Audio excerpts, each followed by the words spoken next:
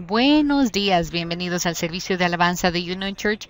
Qué bueno tenerlos con nosotros. Pongámonos de pie y vamos a cantar que nuestro Dios es santo por siempre.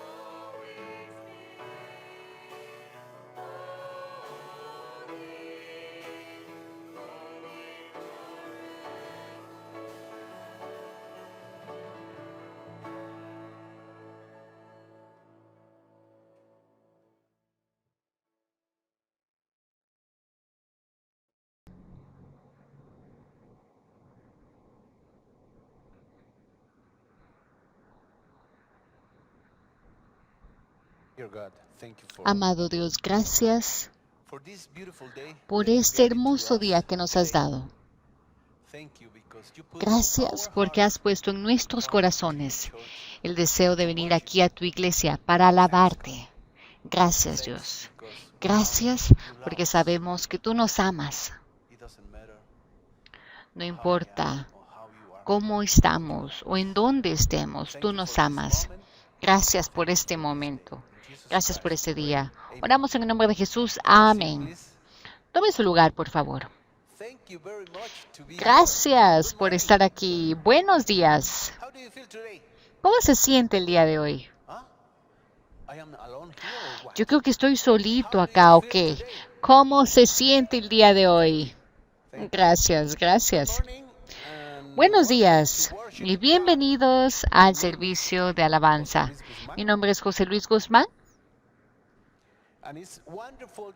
y es maravilloso estar acá. Estoy muy feliz de estar acá. Y usted también, ¿verdad? Está feliz de estar acá porque ha venido a alabar a Dios. ¿Sabe? Esto es asombroso, el poder venir aquí a alabar a Dios. Usted no se quedó viendo televisión en su casa, sino que vino acá a alabar a Dios. Y damos gracias a Dios por eso. Vamos ahora a preguntar si hay alguien que nos visita por primera vez aquí en la iglesia. ¿Hay alguien nuevo aquí en la iglesia? No, no hay nadie nuevo. Muy bien. Ahora les invito a que nos tomemos unos minutos y saludemos a aquellos que están a nuestro alrededor. Así que por favor pongámonos de pie, de un abrazo, salude, diga, hola, ¿cómo estás?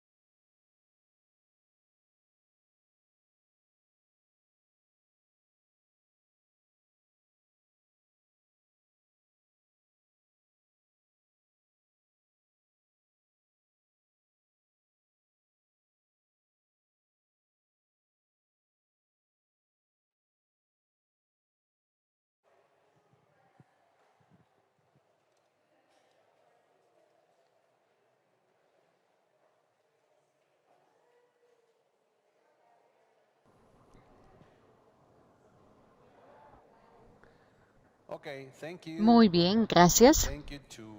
Gracias por haber ahí dado un abrazo a algún hermano, alguna hermana y haberles dicho, qué bueno es verte aquí en la iglesia.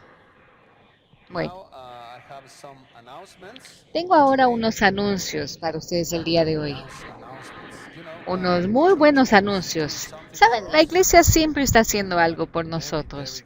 Y tengo una lista de muy buenos anuncios. Presten atención, por favor. Grupo para jóvenes. Hay un día de salida para jóvenes. Una excursión para los jóvenes el 23 de septiembre. Y el evento es gratuito. Para los jóvenes es gratis. Y escuche todo lo que pueda hacer. Venga y disfrute los go-karts, boliche, gocha, patinaje y almuerzo. Todo gratis. No soy joven, pero qué buena noticia. ¡Wow! Los jóvenes están emocionados, dicen, sí, voy a estar ahí. Si a usted también le gustaría participar, tiene que venir acá. El bus se va de la iglesia a las 10 de la mañana y va a regresar a las 4 de la tarde. No habrá reunión para jóvenes esa tarde. Traiga a su amigo, tráigalo. Así que grupo para jóvenes. Anótese utilizando el enlace o utilizando el código QR que está inserto en el boletín. Así que grupo para jóvenes. Está invitado, que no se lo olvide, va a ser muy bueno. Dios lo está haciendo por medio de la iglesia. Ahora domingo familiar, domingo de familia.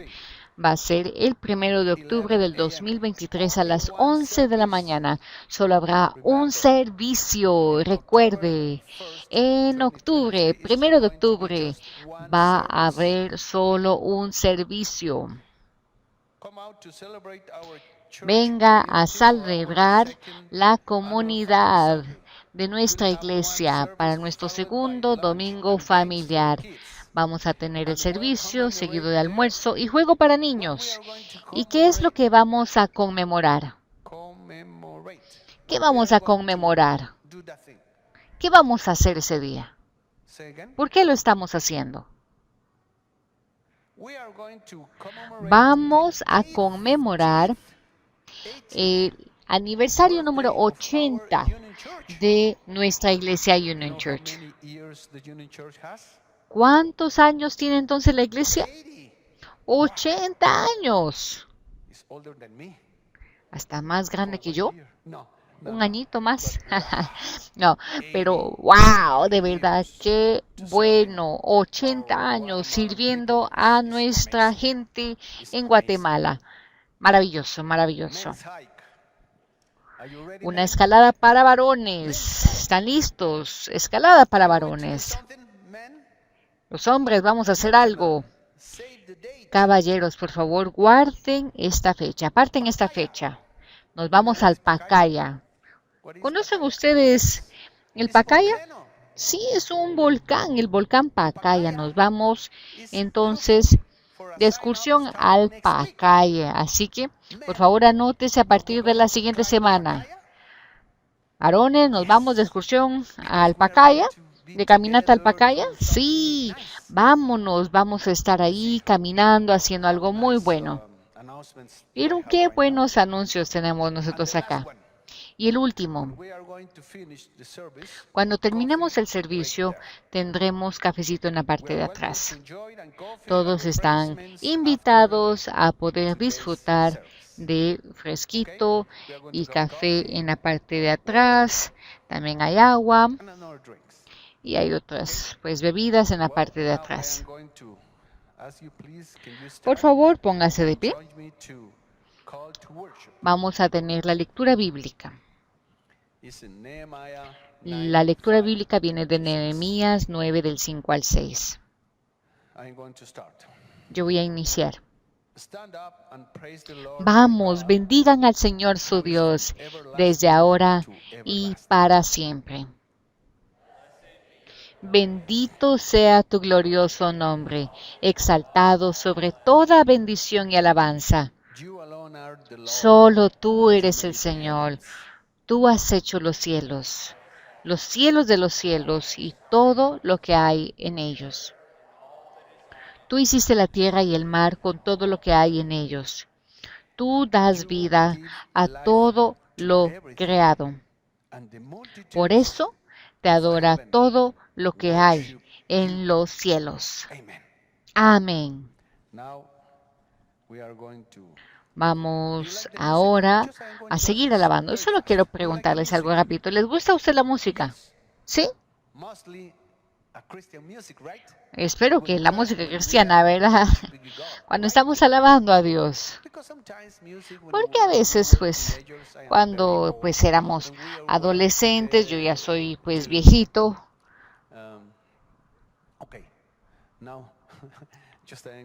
Muy bien. Pues gracias. Quiero agradecer aquí a los jóvenes que están acá, porque ellos siempre están acá muy temprano por la mañana y vienen y les dan a ustedes la mejor música. Así que vamos a continuar alabando al Señor.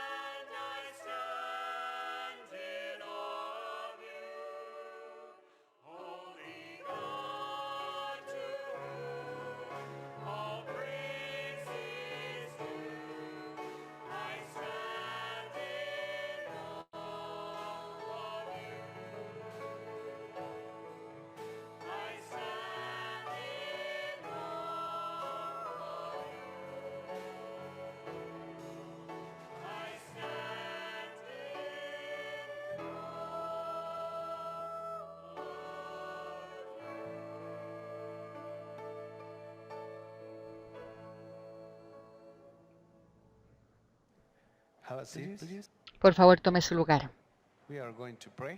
Vamos a orar. Vamos a orar y yo voy a darles un minuto para que puedan orar en silencio en su lugar. Amado Dios, gracias por este momento. Estamos acá para alabarte. Gracias por el privilegio de estar acá. Ahora estamos muy felices porque tú eres nuestro Dios. Tú eres nuestro Salvador.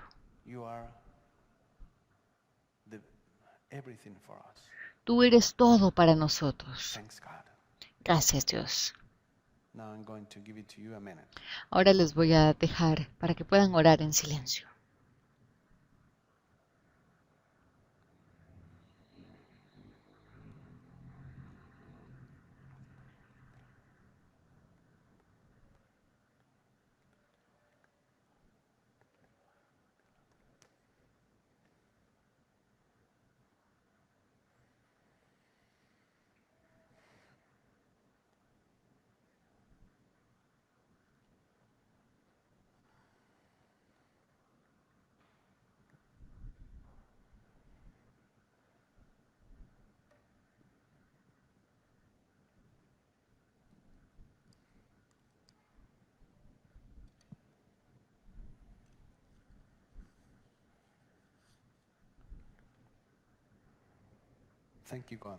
Gracias, Dios, por todo.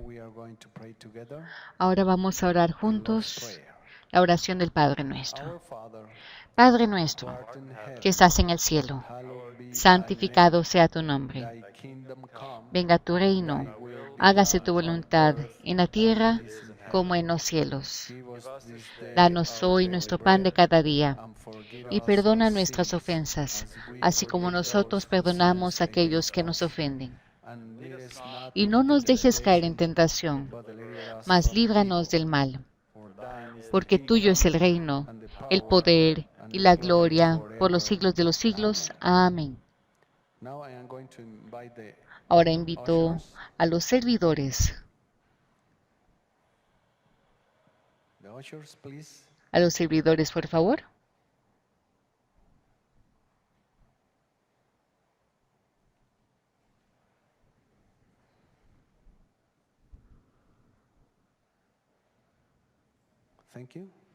Muchas gracias.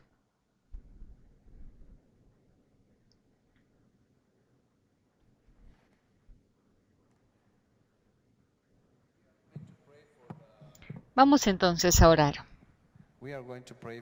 Vamos entonces a orar por las ofrendas y los diezmos. Amado Dios, gracias por darnos el privilegio, porque es un privilegio, el poder venir ante ti y darte un poco de lo mucho que nos das. Vamos a darlo a la iglesia y ellos van a administrarlo de la mejor manera. Gracias por este momento. Oramos en el nombre de Jesús. Amén.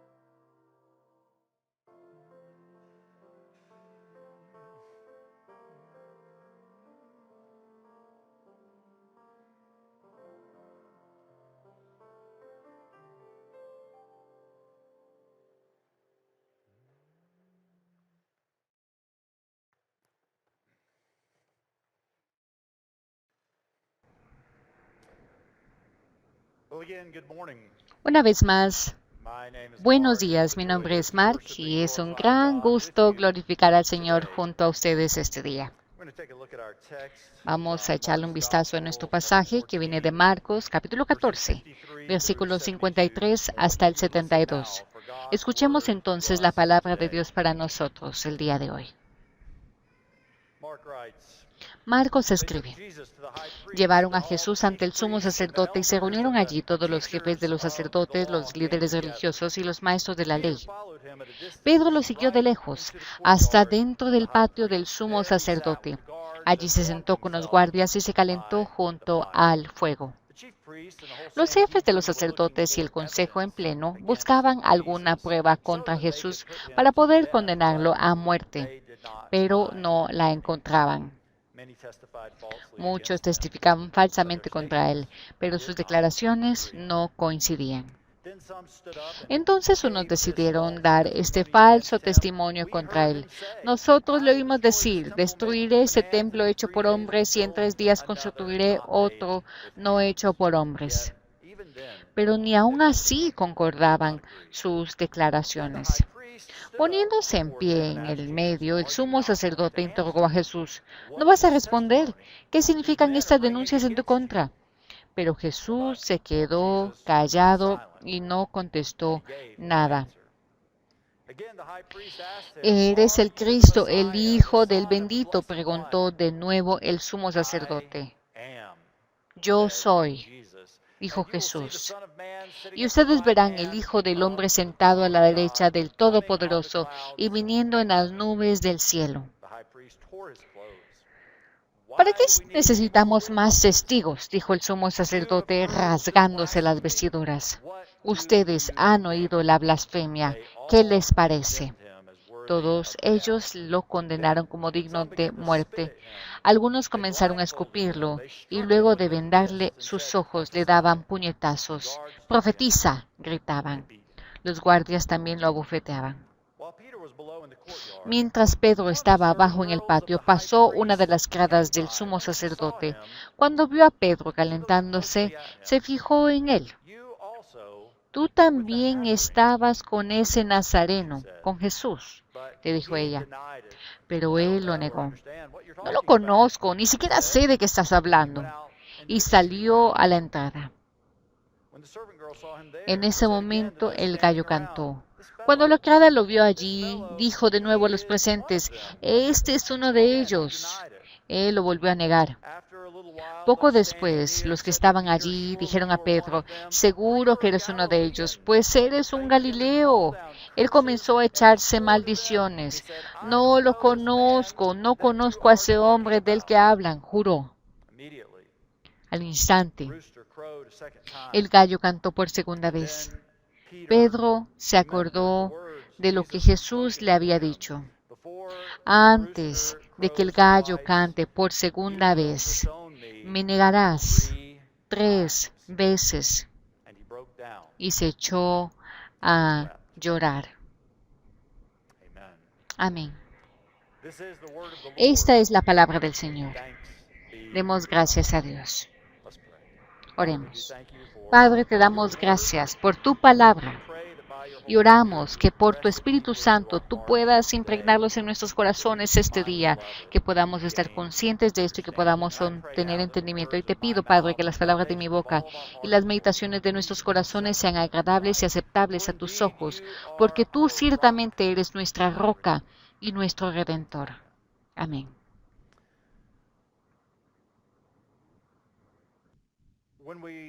Cuando leemos este pasaje, hay un par de cosas que resaltan.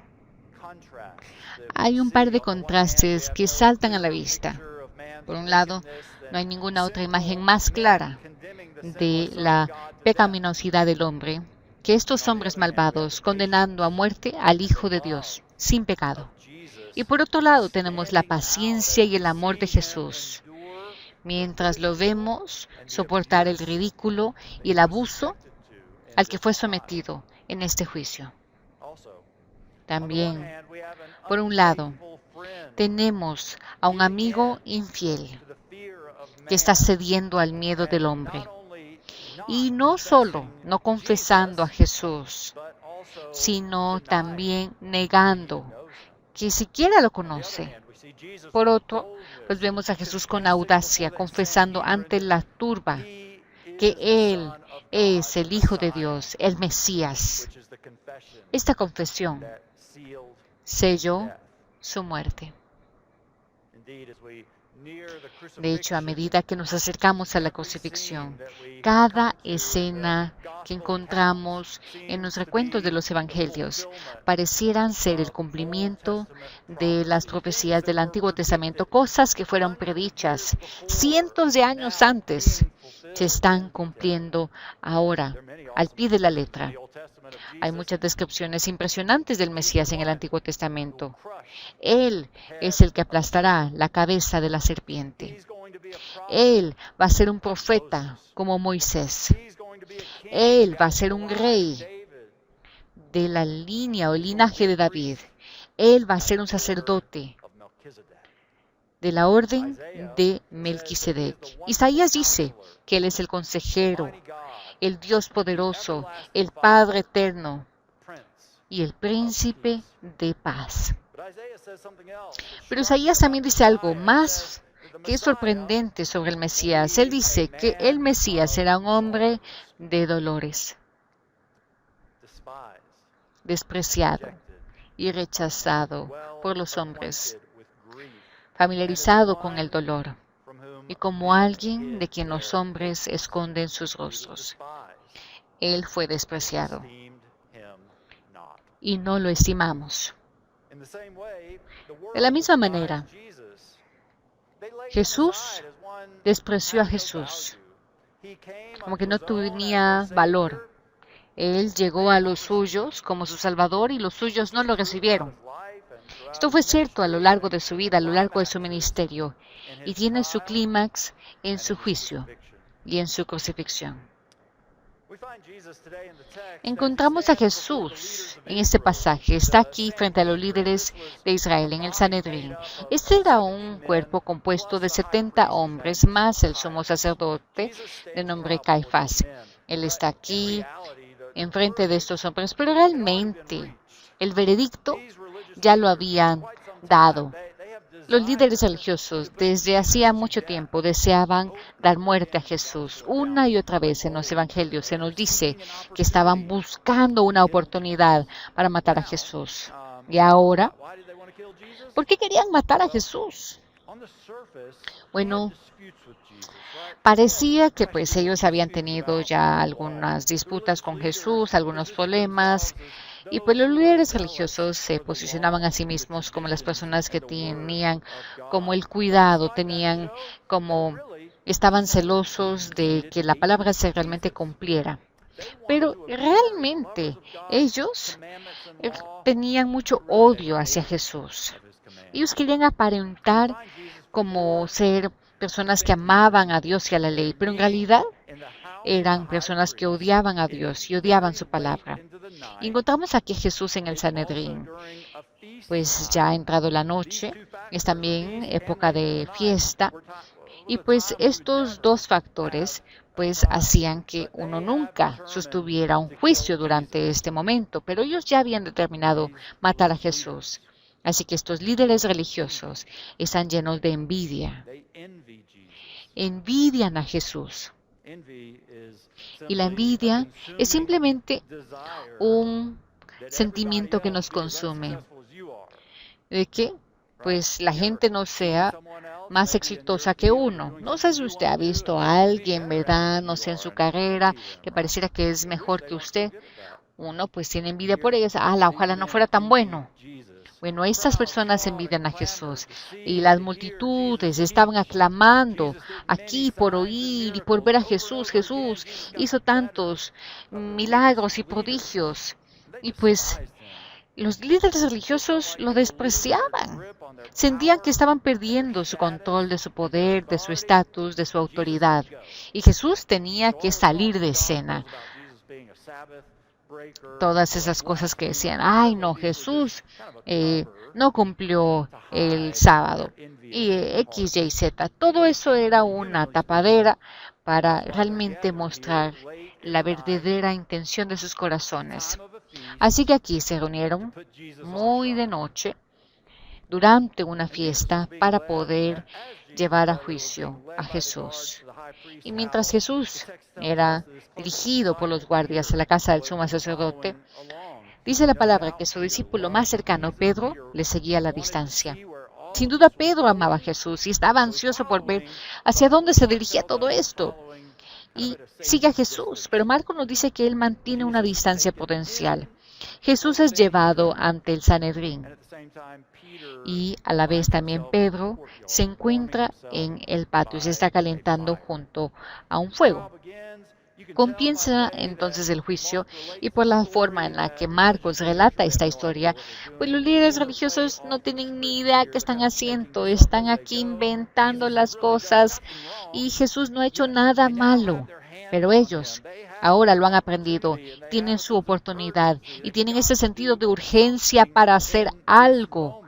En este momento tienen que encontrar alguna acusación contra él, una acusación digna de muerte. Así que Marcos nos dice que están buscando, ¿verdad? Pues testimonios contra Jesús, pero los testigos que testificaron contra él eran falsos testigos. Sus historias pues ni siquiera concordaban y pues ni siquiera pueden tener ni siquiera un testimonio que concuerde con el otro, así que los líderes religiosos tienen un gran problema. No tienen ninguna acusación creíble contra Jesús, no tienen testigos creíbles contra Jesús. Y Deuteronomio 17:6 dice que una persona no será condenada a muerte por la evidencia de un solo testigo, sino que uno tiene que tener testimonios que sean consistentes, más de uno. Así que aquí el sumo sacerdote está en un momento difícil, está en aprietos, pues los líderes ya han definido, ¿verdad?, cuál va a ser el resultado de este juicio, así que están buscando diligentemente una justificación legal o moral para aquello que ya han determinado hacer. Han decidido hacer cualquier cosa que ellos también hagan ahorita, va a tener que ser llevado a Pilato para que Jesús sea ejecutado. Porque pues los judíos tenían muchas libertades frente a Roma a la hora de la ley, pero no tenían autoridad para ejecutar a un criminal.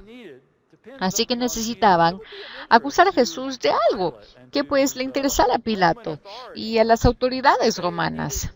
Necesitaban que Jesús fuera visto como una verdadera amenaza a la ley y al orden.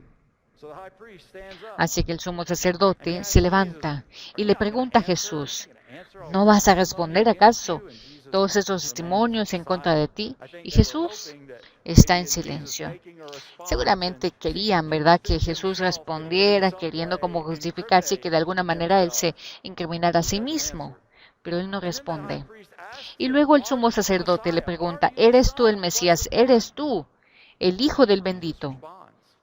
Y Jesús responde, yo soy. Esas son palabras fuertes, pesadas. Yo soy. Y veréis al Hijo del Hombre sentado a la diestra del Poderoso y viniendo sobre las nubes del cielo. Así que Jesús no evita responder a la pregunta, simplemente revela su identidad y les advierte del juicio por venir. Les dice quién Él es y les dice también de la posición que Él pronto asumirá a la diestra del trono de Dios. El escritor de Hebreos dice que después de hacer la purificación por los pecados, pues Jesús se sentó a la diestra de la majestad en las alturas y que todas las cosas serían puestas bajo sus pies. Esta no es una nueva revelación sobre el Mesías. Todo esto se dice explícitamente en el Antiguo Testamento y los líderes religiosos seguramente lo entienden, lo conocen, ¿verdad? De esas advertencias, de esas descripciones del Mesías. Jesús les revela quién Él es, les advierte acerca del juicio que pronto vendrá sobre ellos. Y luego vemos este contraste acá en este juicio. Los líderes religiosos ven a Jesús y aparenta ante ellos como alguien que no tiene poder. Él parece como alguien indefenso. Sin embargo, aquel que parece indefenso y sin poder, pronto estará sentado a la diestra del trono de Dios. Pronto Él tendrá toda la autoridad en el cielo y en la tierra. Toda será dada a Él. Como el comentador Matthew Henry escribe, de hecho, el que ahora pisotean, pronto temblarán ante Él. Vaya. Así que estos hombres involucrados en la condenación de Jesús están aquí delante de ellos y entonces estos roles se van a revertir pronto. Esta violencia que le buscan hacer a Jesús, si no se arrepienten, será sobre sus cabezas.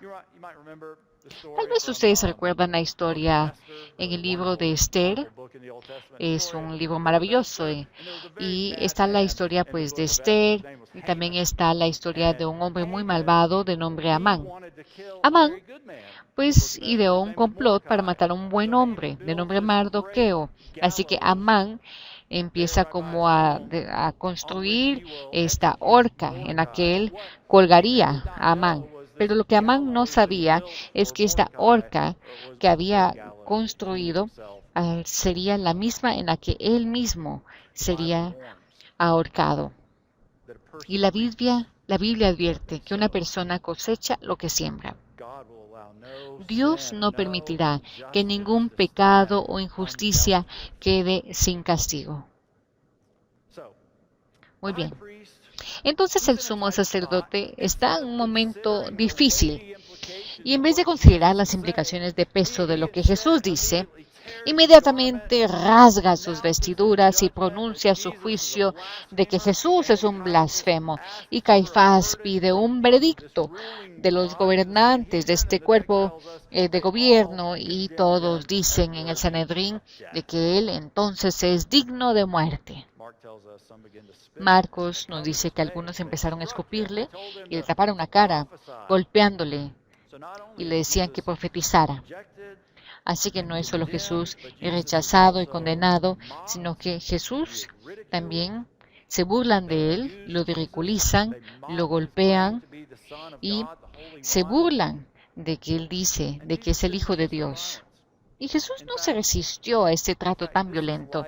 De hecho, esto es probablemente cuando Jesús comenzó a derramar su sangre por el pecado del mundo. Jesús es el Hijo de Dios, Él es el Mesías, Él es el Rey de Israel. Él no es indefenso, sino que no se defiende a sí mismo. Él no es vencido. Él no tiene rival.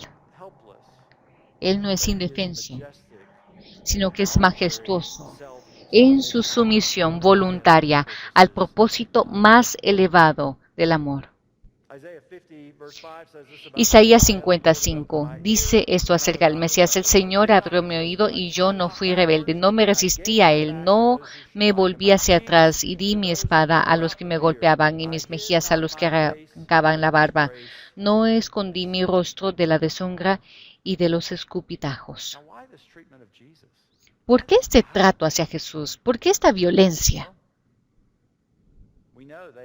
Bueno, sabemos que ellos envidiaban a Jesús, odiaban a Jesús. Pero ¿por qué tenía que sufrir Jesús así?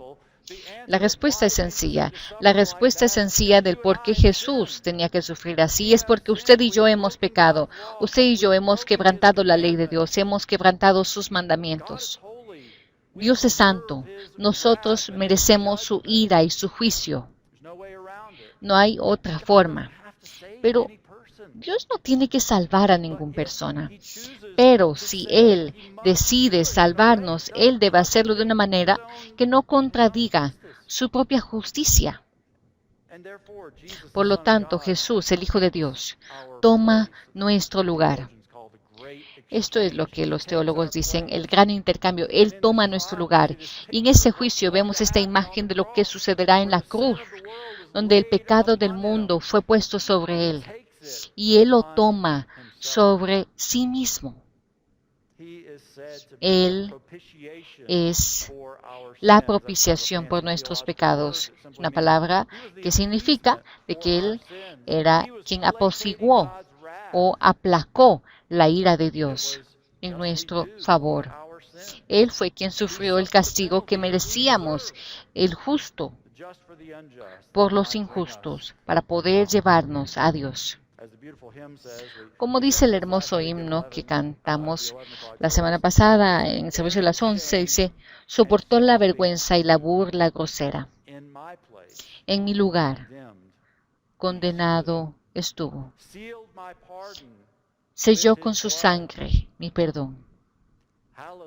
Aleluya. ¡Qué Salvador!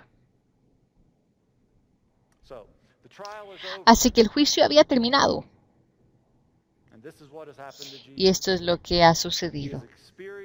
Él ha experimentado todo este abuso. Y mientras tanto, Pedro sigue abajo en el patio. Y imagínense, en el tiempo de Jesús, era de noche, no había luz. A menos, ¿verdad?, de que había una lunona, ¿verdad?, muy brillante. Porque no habían luces, ¿verdad?, como faroles, no habían linternas.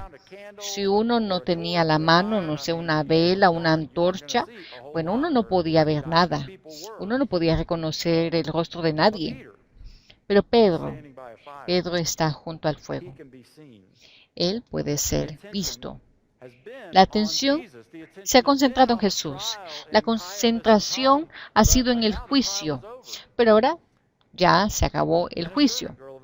Una sirvienta del sumo sacerdote ve a Pedro. Él se está calentando junto al fuego y le dice, tú también estuviste con el Nazareno, Jesús. Pedro lo niega y canta el gallo.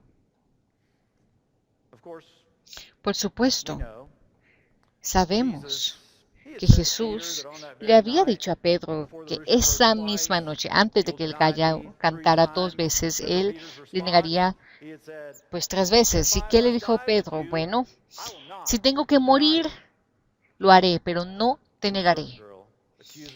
La sirvienta le acusa de nuevo y pues le dice a la gente que está ahí a la par, este hombre es uno de ellos. Y Pedro vuelve a negarlo. Finalmente toda la gente pues se une, ¿verdad?, para acusar a Pedro. Ciertamente tú eres uno de ellos, pues eres un Galileo. Y Marcos nos dice que Pedro empieza a invocar una maldición sobre sí mismo, empieza a jurar. No quiere decir que él empezó como a decir malas palabras. Eso significa que él hizo un juramento y entonces se puso bajo maldición. ¿Por qué? Porque en Gálatas 1, Pablo maldice a aquellos que predican otro evangelio o que predican un evangelio falso. Dice que sean anatemas, es decir, que sean condenados esencialmente por predicar un evangelio falso, que ellos reciban juicio por lo que están diciendo. Así que aquí Pedro está trayendo sobre sí esa misma maldición. Él básicamente está diciendo que Dios me juzgue si no estoy diciendo la verdad acerca de no conocer a este hombre. Y ni siquiera utiliza la palabra de Jesús, simplemente le dice ese hombre. Así que Jesús era muy cercano a Pedro. Y Pedro le falla. Y el gallo vuelve a cantar. Y Pedro se recuerda las palabras de Jesús y se echa a llorar. Aquella noche Jesús no tuvo consuelo terrenal, no tuvo a nadie con quien compartir su dolor. Él fue condenado por sus enemigos, fue abandonado por sus amigos, sufrió solo y sin alivio.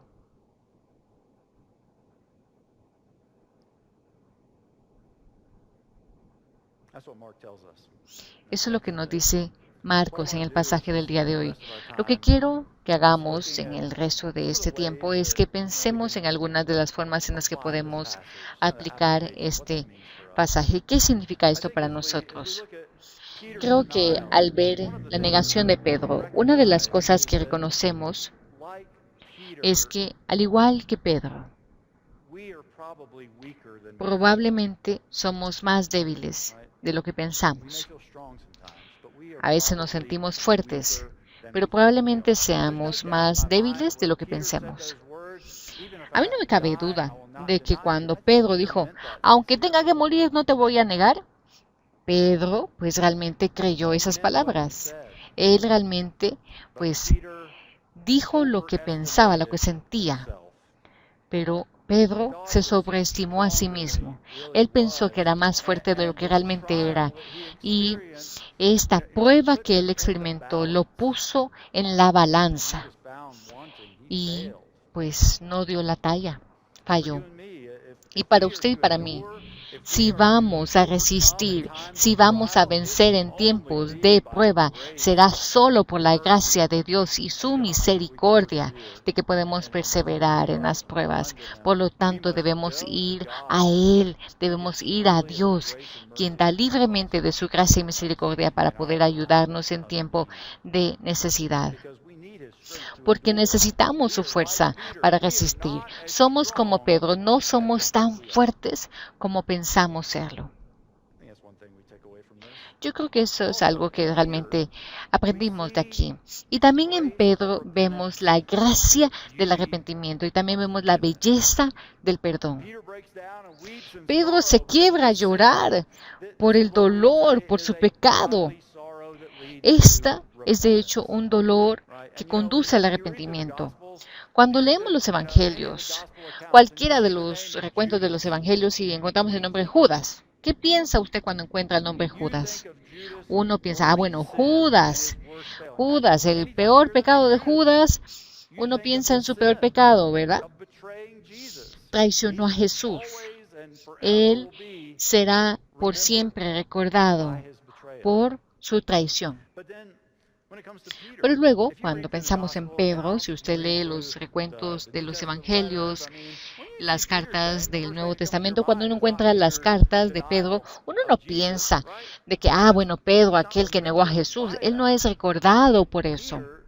Pedro regresó al Señor en arrepentimiento y él fue restaurado, su pecado fue borrado. La Biblia dice que no hay condenación para aquellos que están en Cristo Jesús. Amén. Él no se recuerda, no es recordado por su pecado. ¿Por qué? Porque Dios no nos recuerda por nuestros pecados.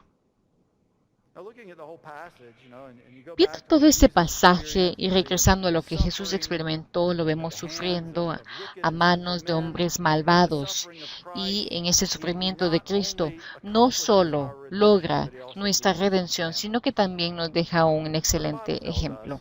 La Biblia nos enseña de que no somos salvos simplemente por tratar de seguir el ejemplo de Jesús. Somos salvos de nuestros pecados únicamente por confiar en Él, por su muerte por nuestros pecados, por su resurrección, reclamando la victoria del infierno, de Satanás, de la muerte. Y cuando tenemos paz con Dios, tomamos eso bueno que creemos tener y, como el apóstol Pablo, lo ponemos a un lado como basura y corremos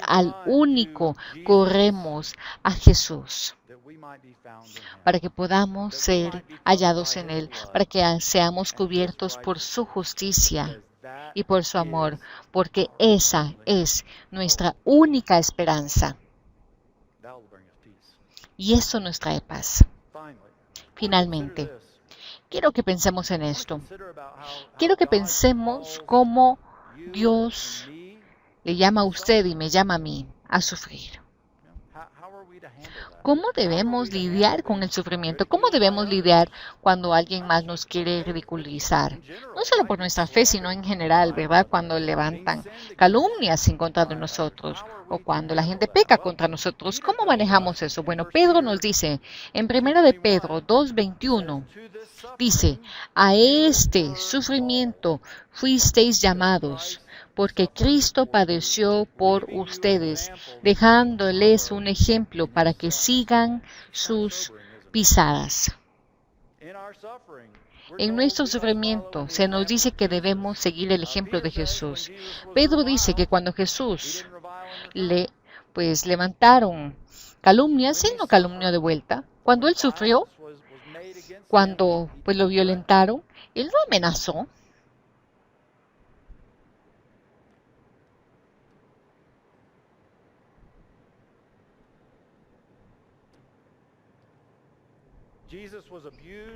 Jesús fue golpeado, pero él siguió confiando en aquel Dios que juzga con justicia.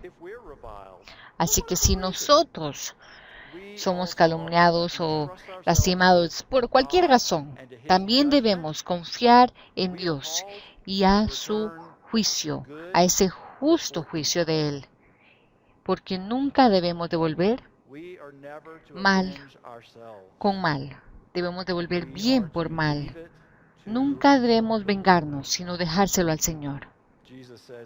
Jesús dice, si tu enemigo tiene hambre, dale de comer. Si tiene sed, dale de beber. En el mundo se nos dice que no nos escandalicemos por las pruebas que recibiremos. Jesús dice que un siervo no está por encima de su Señor.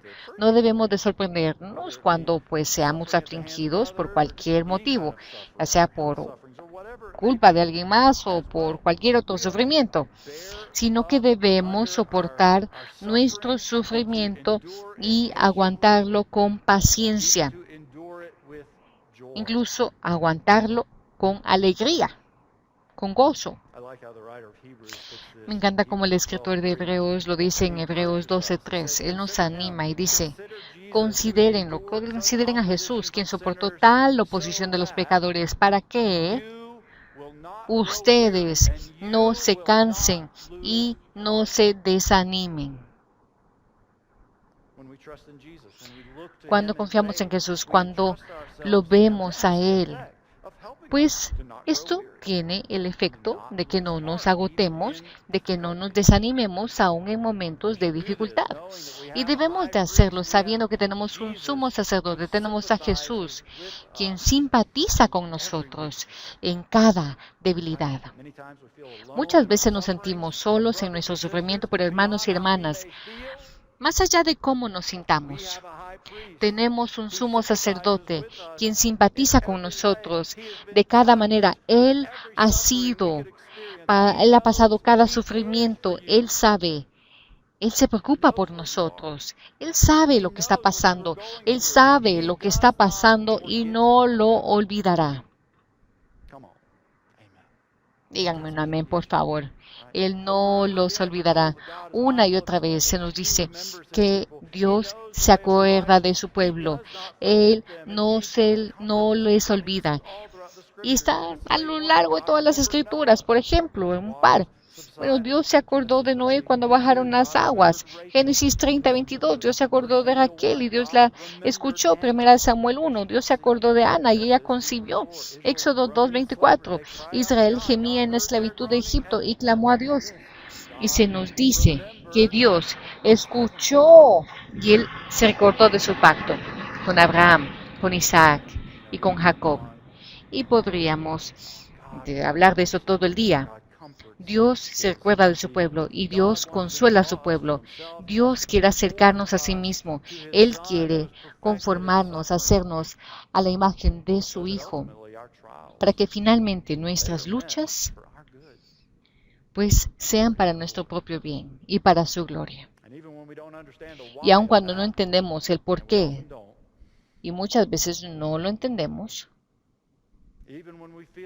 Aun cuando nos sentimos como que Dios nos ha abandonado, siempre podemos encontrar esperanza en sus promesas de que Él nunca nos dejará o nos abandonará.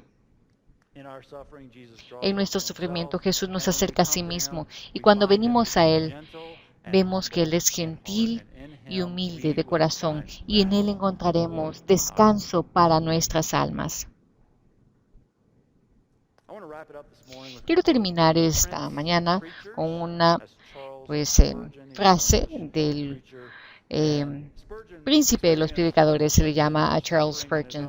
Spurgeon experimentó mucha aflicción en su vida y esta cita es una de las últimas frases de uno de sus últimos sermones que él predicó. Fue tan solo unos meses antes de su muerte. Y él dijo esto acerca de Jesús. Eso está en la diapositiva, por favor, Beca. Él es el más magnánimo de los capitanes. Nunca hubo uno como él entre los más selectos príncipes. Siempre se le encuentra en lo más espeso de la batalla. Cuando el viento sopla frío, siempre toma el lado sombrío de la colina. El extremo más pesado de la cruz descansa siempre sobre sus hombros. Si nos pide que llevemos una carga, Él también la lleva. Si hay algo de gracia, de generosidad, de bondad y de ternura y de amor pródigo y superabundante, siempre lo encontrarás en Jesús. Amén. Oremos. Padre Celestial, te damos gracias por tu gran amor manifestado por medio de tu Hijo obediente, quien llevó los pecados del mundo. Apenas podemos empezar a entender lo que eso significa, pero te agradecemos por tu gracia, gracias por tu amor, gracias por la libertad del perdón.